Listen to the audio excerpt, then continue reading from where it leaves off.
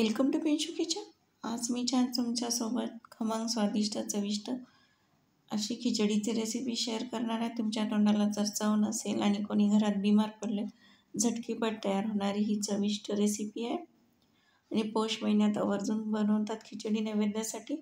आणि आवळ्याचं लोणचंसुद्धा आहे तोंडी लावण्यासाठी, आणि मी त्याची रेसिपीसुद्धा शेअर केलेली आहे. लिंक देते तुम्हाला मी.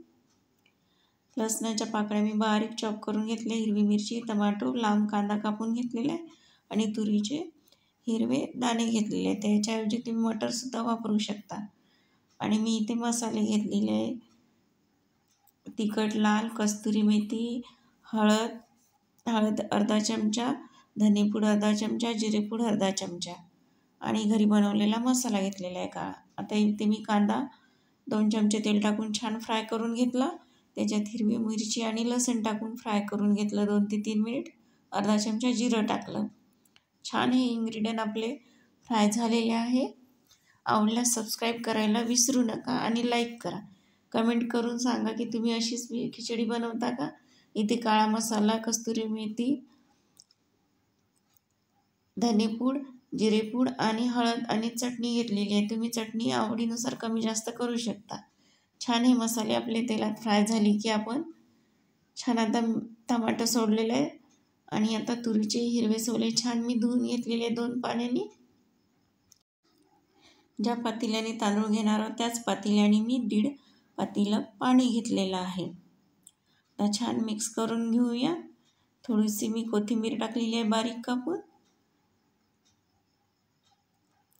आणि चवीनुसार मीठ टाकायचं आहे. आता याच्यात तुम्ही आलू, फ्लावर गोबीचा वापर करू शकता, पण मी एक सिंपल तरीकेने विदर्भ पद्धतीने तुम्हाला खिचडीची रेसिपी शेअर करत आहे. इथे मी आता एक भांडं असं तांदूळ घेतलेलं आहे. ज्या पातेल्यानं आपण पाणी टाकलेलं आहे. तुरीची डाळ 1 चमचा आहे, हिरव्या मुगाची डाळ आणि चणा डाळ घेतलेली आहे. खूप चवीला छान लागते आणि घरातील लहान मोठे वृद्धसुद्धा आवडीनं खाऊ शकतात आणि खूप छान लागते. हे 3 पाण्याने तांदूळ वॉश करून आहे. तांदूळ तुमच्या आवडीनुसार तुम्ही कुठलेही घेऊ शकता. मी साधे तांदूळ घेतलेले आहे. छान आता कुकरला झाकण लावून घेऊया आणि 3 शिट्ट्या करून घ्यायच्या आहे. मीडियम पॉवरवर गॅस ठेवलेला आहे.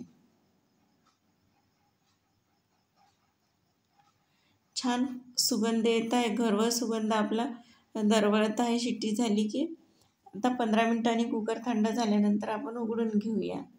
एकदम खमंग आणि स्वादिष्ट खिचडी तयार झालेली आहे.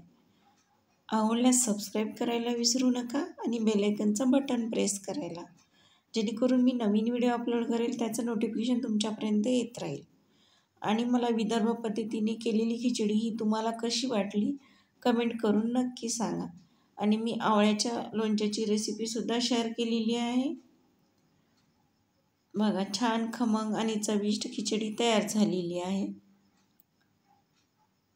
खूप छान लागते ही टेस्टी.